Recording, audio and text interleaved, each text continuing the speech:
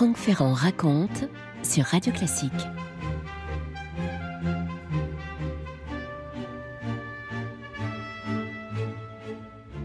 La décennie 1680 marque le grand basculement du règne de Louis XIV. C'est le début brillant de la cour à Versailles. Nous sommes au tout début de l'année, février 1680. Et un carrosse est là, tiré par des chevaux vigoureux qui entrent dans un village alsacien qui s'appelle Fegersheim. Il faut dire que l'Alsace a commencé à être française en 1648 seulement, c'est-à-dire 3 décennies plus tôt. Le matin même, le véhicule, entouré de toute une belle suite, a quitté Strasbourg. Strasbourg, à l'époque, ville indépendante, si vous voulez. Donc, le carrosse est en train d'entrer sur le territoire du royaume de France. Et pour la princesse qui l'occupe, le franchissement de la frontière a été un point de non-retour. Et pour cause, cette jeune femme, elle est l'élue. Elle est celle qu'on a choisie pour épouser le seul fils légitime de Louis XIV que l'histoire appelle le Grand Dauphin.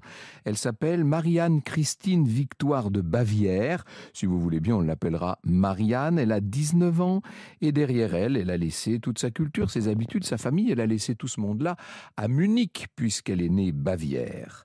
C'est pour s'unir au plus beau parti qui soit qu'elle a quitté tout son petit monde. Si tout va bien, un jour, elle sera reine de France puisqu'elle est en train de devenir la bru du grand roi. Son arrivée dans le royaume est un événement. Pensez bien, ça fait 130 ans que le royaume n'avait pas accueilli de nouvelle dauphine. La dernière, d'ailleurs, a laissé un souvenir un peu mitigé. C'était l'Écossaise Mary Stuart. Vous vous rappelez ça ? On peut imaginer l'émotion de Marianne, qui sans doute est assez contente de la situation qu'on lui a trouvée, qui est impatiente sans doute de découvrir son jeune fiancé, et qui doit sans doute aussi craindre un peu cette cour de France, la plus prestigieuse du monde, mais aussi la plus dangereuse, pleine de choses-trappes, pleine d'événements imprévus. Elle devra bientôt se faire une place en tant que deuxième personnage féminin de la cour, juste derrière la reine Marie-Thérèse, et surtout, il va falloir qu'elle donne des enfants.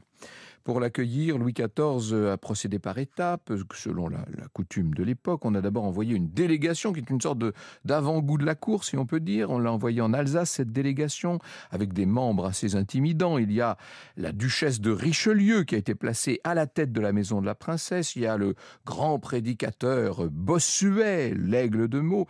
Il y a aussi celle pour laquelle on a exprès créé la charge de seconde dame d'Atour. C'est cette Madame de Maintenon, qui n'est marquise que depuis 5 ans et qui est en train de devenir très importante aux yeux de Louis XIV. Elle va devenir très très importante dans les années qui viennent. C'est donc face à ces courtisans entourés d'officiers et de curieux que Marianne va devoir quitter l'abri de son carrosse, paraître au grand jour face à ce qui désormais sera son étrange univers. Franck Ferrand sur Radio Classique. À la descente de carrosse, la princesse va essayer de faire bonne figure, et elle y arrive bien. Elle s'en tire bien, je dirais même, elle s'en tire mieux que bien, avec des manières dignes, avec des sentiments contenus. Elle a été bien élevée, tout simplement. Elle a le bon compliment pour les bonnes personnes, elle s'exprime dans un français parfait, on lui a visiblement appris à tenir son rôle de future dauphine. Voici ce que nous dit le Mercure galant à l'époque. Le Mercure galant, et je pense qu'Adélaïde de Clermont-Tonnerre ne m'en voudra pas de dire ça, au contraire, le Mercure galant, c'est un peu le point de vue de l'époque. Elle était aussi instruite de tout ce qui regardait les grands officiers que si elle avait été élevée à la cour de France. Elle a plus fait voir d'esprit dans un seul quart d'heure que d'autres, quoique spirituels, n'en auraient montré en plusieurs années. Madame de Maintenon écrivit aussitôt au roi que le feu de ses yeux et l'esprit qui paraissait dans toutes ses manières étaient des choses que les paroles et la peinture étaient incapables d'exprimer. Bon, on fait un peu un saut de flatterie autour de cette princesse, évidemment. Faut pas lire tout ça au premier degré. On confirme en vérité au roi que l'apparence de la princesse n'est pas son atout, puisque elle a surtout la grâce des manières, n'est-ce pas ? Bon, mais elle a un certain éclat et ça supplée en partie. Madame de Caylus, dans ses célèbres souvenirs, prend un petit peu moins de détour que Madame de Maintenon citée par le Mercure galant.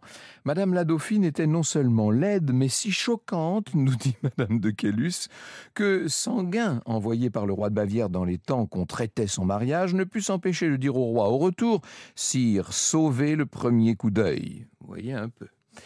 Peut-être que c'était la conséquence d'une certaine consanguinité dans la famille de Bavière. Il faut dire que les éléments de son visage ne sont pas très bien disposés, il manque un peu d'homogénéité. Les cheveux châtains, le sourire sont assez beaux, heureusement. Elle a beaucoup d'allure dans sa façon d'être. Mais le front est grand, très grand, le nez est mal charpenté. Quant au regard marron, il aurait pu être un atout si les yeux de Marianne ne se tenaient à trop grande distance l'un de l'autre. Comme le dit Pierre-Louis Lancel, qui avec beaucoup d'élégance a essayé de nous donner une idée du physique de la Dauphine. C'est vrai que, bon, elle avait un petit strabisme divergent, quoi. Quelques jours plus tard, le roi et le dauphin vont pouvoir par eux-mêmes juger de cette affaire. La première entrevue a lieu à Vitry-le-François. Louis XIV est là, on est en 1680, il est au sommet de sa majesté. Et il lance à Marianne « Madame, c'est mon fils que je vous donne ». À l'époque, on disait « mon fi ».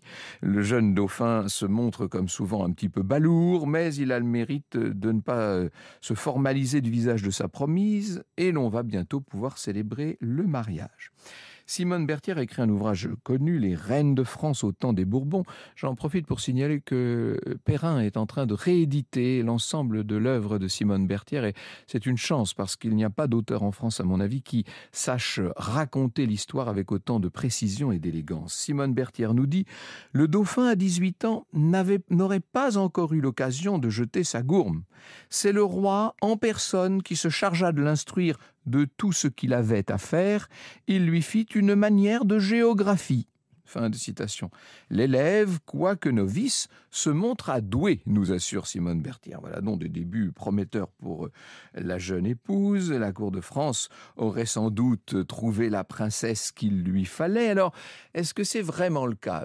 C'est pas tout à fait aussi simple. Vous écoutez Radio Classique.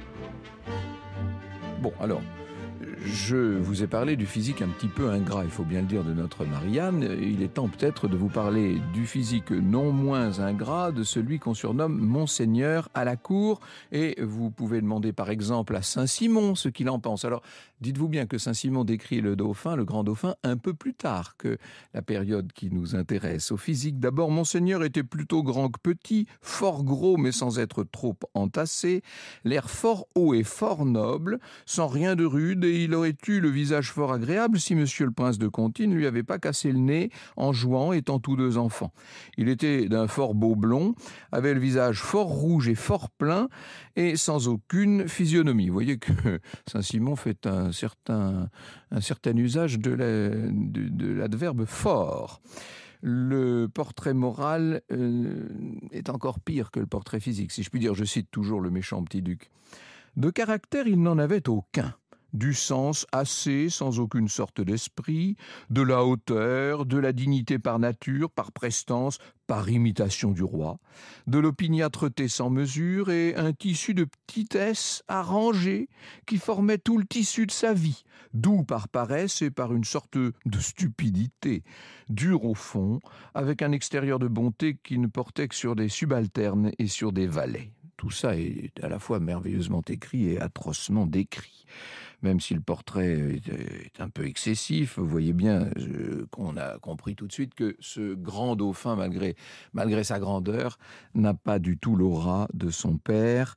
Et Marianne va pouvoir essayer de l'épauler un peu pour qu'il existe davantage. Le couple princier semble d'ailleurs trouver un équilibre intime. La dauphine s'attire des compliments, on dit qu'elle est très bonne catholique, qu'elle est fine, qu'elle est lettrée, même si certains, c'est vrai, notent une relative raideur et une tendance parfois à un éloignement pour le monde. Elle n'aime pas trop faire des politesses, Marianne Victoire de Bavière, et c'est très ennuyeux lorsqu'on est dans la position si éminente qui est la sienne. Pour l'instant, chacun guette surtout son ventre. Évidemment, est-ce que ce ventre-là va s'arrondir ? Elle en passe par une dure fausse couche, mais enfin, en août 1682, donc après 2 ans à la cour, voilà qu'elle mène une grossesse à terme. Inutile de vous dire que la France, l'Europe entière retiennent leur respiration, et c'est un fils. On le titre duc de Bourgogne. Désormais donc, le roi a un héritier direct sur 2 générations. Il a son fils, le grand dauphin, et puis le fils de son fils, le duc de Bourgogne. Dans le célèbre journal du marquis de Sourches, on lit ceci: quand le roi sortit de la chambre de madame de la dauphine, tant de gens se jetèrent à ses pieds qu'il fut assez longtemps sans pouvoir passer. On s'étouffait dans les galeries et dans les appartements pour se montrer à lui, et la canaille, ne voulant pas témoigner moins de joie que les honnêtes gens, cassa par une espèce de fureur toutes les vitres de la surintendance. Les uns frappaient des mains pendant que le roi passait, les autres allumaient des feux dans lesquels ils jetaient tout ce qu'ils rencontraient. Bref, c'est une fête immense qui apporte beaucoup de satisfaction au roi, à la cour. Et pourtant, lorsqu'on regarde bien la dauphine, on se rend compte qu'il y a quelque chose en elle qui a dû se casser. La naissance a été compliquée. Marianne en est marquée avec cette espèce de vague à l'âme qui désormais ne la quittera plus. Selon un diagnostic qui a été posé par plusieurs auteurs, ce ne serait pas ce que nous appelons nous maintenant le baby blues, ce serait plutôt carrément une dépression qui, selon les époques, va être plus ou moins visible. Or, avec cette atmosphère malveillante qui règne à la cour de Versailles, on peut dire de Versailles maintenant, puisque la cour s'est installée, ce culte du paraître, tous ces manèges, évidemment, il est difficile de sortir de la dépression quand on a une maladie psychologique sérieuse, et d'autant plus difficile que l'année suivante. Voilà la pression qui grandit sur les épaules de la dauphine, puisqu'à la fin du mois de juillet 1683, la reine Marie-Thérèse vient à mourir.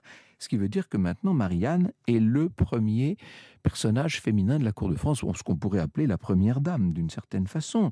Et Louis XIV fait peser sur ses épaules déjà un peu fatiguées une pression considérable. Il attend qu'elle se montre à la hauteur. Dans son dictionnaire Louis XIV, Lucien Belly raconte une anecdote assez célèbre. Un soir où la dauphine, émue par une maladie du roi, rechigne à jouer le jeu de la cour, si je puis dire. Elle ne veut pas se montrer à l'appartement. Louis XIV doit la rappeler à l'ordre pour qu'elle préside les divertissements. Et par là même, il donne sa vision des devoirs princiers. Madame, je veux qu'il y ait appartement et que vous y dansiez. Nous ne sommes pas comme les particuliers. Nous nous devons tout entiers au public. Cette phrase de Louis XIV est restée célèbre. Nous nous devons tout entiers au public. Il y voit, lui, une sorte de sacerdoce que sa famille n'est pas forcée de partager tout de même. Et Marianne fait ce qu'elle peut. Elle essaie de conduire un entourage de bonne tenue, d'animer les réjouissances, mais le roi a du mal à lui laisser cette liberté qu'elle aimerait avoir tout de même. Il lui dénie toute velléité d'autonomie. Dès qu'elle empiète un peu sur le terrain politique, il la rabroue assez vertement. Bref, elle a du mal à suivre le rythme de la cour, cette pauvre dauphine, avec en plus des grossesses qui s'enchaînent. Après la venue au monde du petit duc d'Anjou à la fin de 1683, alors le fils aîné, le duc de Bourgogne, sera le père du futur roi Louis XV, et celui qui vient de naître, là, le duc d'Anjou, il sera un jour le roi d'Espagne, Philippe V, dont descend l'actuelle maison d'Espagne. Et puis, il y a des fausses couches qui vont éprouver beaucoup la pauvre dauphine, avec un mari qui s'est lassé d'elle. Il faut bien le dire. Déjà, il n'avait pas que des qualités, le grand dauphin, mais il s'est lancé maintenant dans une espèce de relation extra-conjugale avec une demoiselle d'honneur, en plus de la dauphine. Bon, ça, on a connu ça dans toute l'histoire moderne en France, mais la dauphine finit par faire intervenir le roi pour qu'on chasse cette mademoiselle Chouin, sans résultat. Il y a une question qui se pose. Est-ce que la princesse a les ressources nécessaires pour affronter la vie tellement exposée et tellement difficile à laquelle on l'a condamnée? Franck Ferrand sur Radio Classique. Au milieu de toute cette adversité, il y a une personne qui écoute la dauphine, qui la réconforte. Elle s'appelle Barbara Bessola. Et le problème, c'est qu'elle est venue avec elle de Bavière et que les deux femmes ont tendance à s'exprimer souvent en allemand. Donc on ne comprend pas ce qu'elles disent. Vous imaginez. Je cite Madame de Caylus. Le roi, par une condescendance dont il se repentit, avait laissé auprès d'elle une femme de chambre élevée avec elle. Cette fille, sans avoir rien de mauvais, fit beaucoup de mal à sa maîtresse et beaucoup de peine au roi. Elle fut cause que madame la dauphine se dégoûta de toute autre conversation et ne s'accoutuma jamais à ce pays-ci. Et la mémorialiste nuance: peut-être que les bonnes qualités de cette princesse y contribuèrent. Ennemie de la médisance et de la moquerie, elle ne pouvait supporter ni comprendre la raillerie et la malignité du style de la cour, et d'autant moins qu'elle n'en entendait pas les finesses. En effet, j'ai vu les étrangers quelquefois déconcertés par notre ironie continuelle.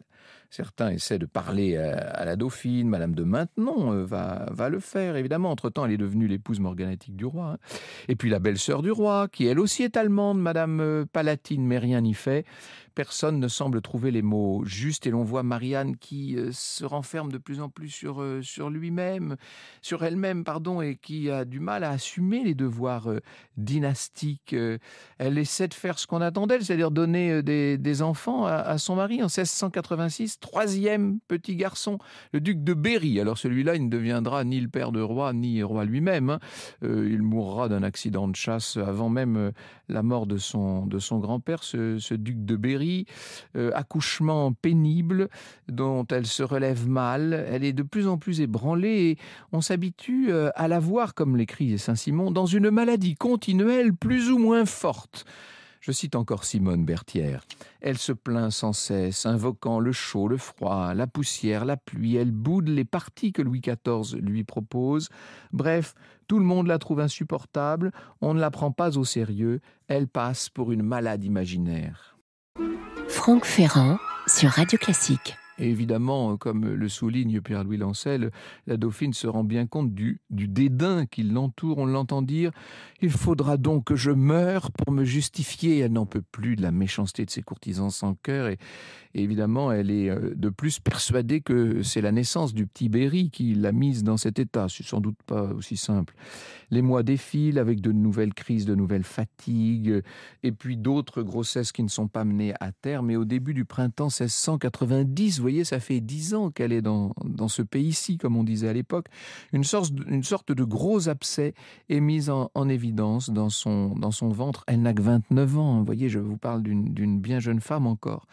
Les médecins en retirent plus d'une pinte de liquide de cette grosseur. Et Marianne n'est pas pour autant soulagée. La cour se prépare au pire. Dans la nuit du 19 au 20 avril, nous dit Simone Berthière, Bossuet lui administra l'extrême onction. À son chevet, la famille était réunie, y compris Madame de Maintenon, que Marianne avait fait mander à Saint-Cyr. Louis XIV pleurait abondamment. La moribonde demanda 1000 pardons au roi de son peu de complaisance. Elle voulut baiser sa main, il l'embrassa. On a presque envie de dire il était bien temps. Marianne croit toujours que c'est la naissance de son dernier enfant qui est en train de la conduire au tombeau. Elle se trompe, sans doute.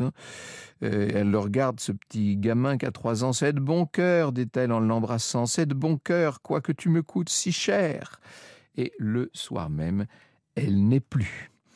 À bien des égards, on pourrait dire que l'existence de cette dauphine de France aura été une trajectoire manquée, celle d'une princesse qui était pleine de promesses, mais qui a été plongée dans un milieu qui ne lui a rien pardonné et qui l'a somme toute conduite au trépas. Elle restera la princesse effacée de Versailles, d'une certaine manière. On se rappelle surtout qu'elle a donné la vie à 3 héritiers potentiels du trône de France et, sans le savoir, du trône d'Espagne, donc, puisqu'elle est après tout la grand-mère des rois d'Espagne. Vous écoutez Radio Classique.